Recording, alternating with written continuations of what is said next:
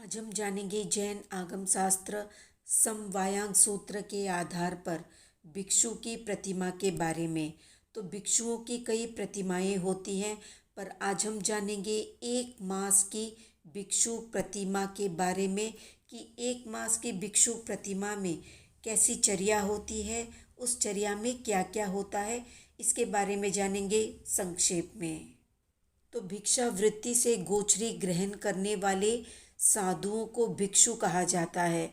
सामान्य भिक्षुओं में जो विशिष्ट सहनन और श्रुतधर साधु होते हैं, वे संयम विशेष की साधना करने के लिए जिन विशिष्ट अभिग्रहों को स्वीकार करते हैं, उन्हें भिक्षु प्रतिमा कहा जाता है। वैसे तो भिक्षु प्रतिमाएं 12 होती है, पर आज हम जानेंगे केवल सिर्फ एक प्रतिमा के बारे में, वो है एक मासिकी भिक्षु प्रतिमा। तो इस एक मासिकी भिक्षु प्रतिमा के धारी भिक्षु को शरीर से मोह को हटाकर 1 महीने के लिए आने वाले सभी देव, मनुष्य और तिर्यंचकृत उपसर्गों को सहना होता है। वो साधक 1 महीने तक शुद्ध निर्दोष भोजन और पानी की एक एक दत्ती ग्रहण करता है। एक बार में अखंड धार से दिए गए भोजन या पानी को एक दत्ती कहते हैं। गर्भिणी, अल्पवयस्क बच्चे वाली या बच्चे को दूध पिलाने वाली, रोगिणी आदि स्त्रियों के हाथ से भक्तपान को ग्रहण नहीं करता है वो भिक्षु।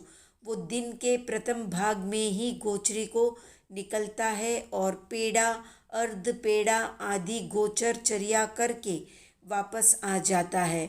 वो कहीं पर भी 1 या 2 रात से अधिक नहीं रुकता।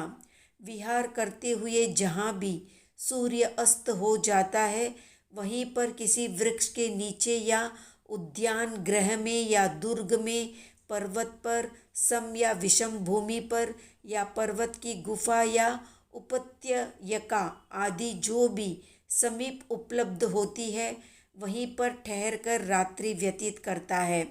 मार्ग में चलते हुए पैर में कांटा लग जाए या चुभ जाए या आँखों में किरकिरी हो जाए या किरकिरी चली जाए या शरीर में कोई अस्त्र, बाण आदि प्रवेश कर जाए, तो वो अपने हाथ से नहीं निकालता है।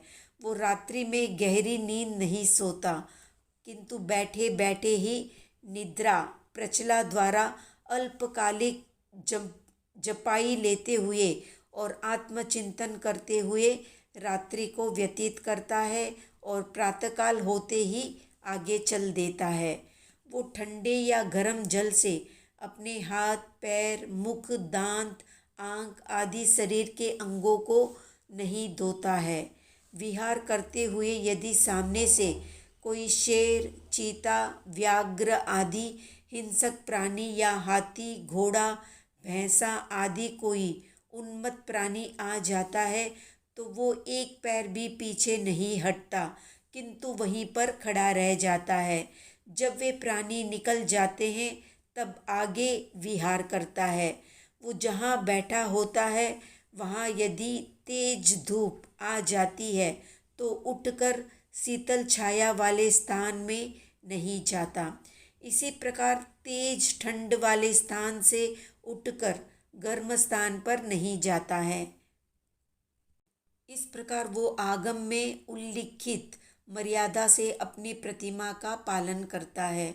दूसरी से लेकर सप्तमासिकी भिक्षु प्रतिमा तक के धारी साधुओं को भी पहली मासिकी प्रतिमा धारी के सभी कर्तव्यों का पालन करना पड़ता है। अंतर सिर्फ ये है कि दूसरी भिक्षु प्रतिमा वाला 2 महीने तक प्रतिदिन भक्तपान की 2-2 दत्तियाँ ग्रहण करता है। इसी प्रकार एक एक दत्ती बढ़ाते हुए 7 माह की या सप्तमासिकी भिक्षु प्रतिमा वाला 7 महीने तक भक्तपान की 7-7 दत्तियों को ग्रहण करता है। तो इस प्रकार प्रथम सप्तरात्रि दीवा भिक्षु प्रतिमा वाला साधु चतुर्थ भक्त का नियम लेकर गांव के बाहर खड़े होकर या बैठे हुए ही समय व्यतीत करता है। दूसरी सप्तरात्रि दिवा भिक्षु प्रतिमा वाला षष्ठ भक्त का नियम लेकर उत्कृष्ट उकड़ू आदि आसन से अवस्थित रहता है। तीसरी सप्तरात्रिक प्रतिमा वाला अष्टम भक्त का नियम लेकर 7 दिन रात तक गोदोहिका या वीरासन से अवस्थित रहता है। अहोरात्रिक प्रतिमा वाला अपानक षष्ठ भक्त का नियम लेकर 24 घंटे कायोत्सर्ग से गांव आदि के बाहर अवस्थित रहता है। एक रात्रिक भिक्षु प्रतिमा वाला अपानक अष्टम भक्त का नियम लेकर अनिमिष नेत्रों से प्रतिमा योग धारण करके कायोत्सर्ग में अवस्थित रहता है। तो ये थी संक्षिप्त जानकारी भिक्षु की प्रतिमा से संबंधित। आज का प्रश्न है, सिद्धों के कितने भेद होते हैं और सिद्धों के ये भेद किस आधार पर किए गए हैं? कमेंट में बताएं। वीडियो पसंद आया तो लाइक शेयर सब्सक्राइब करें।